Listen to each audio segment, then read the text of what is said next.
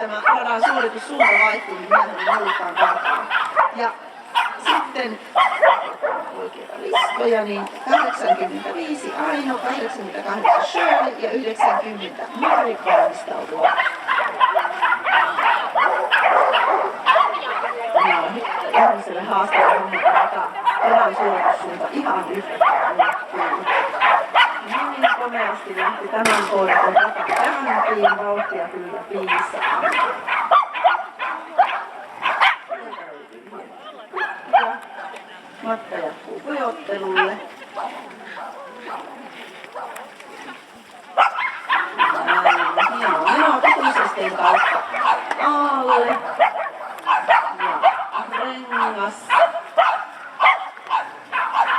Hienosti kyllä. Pyöritellään ja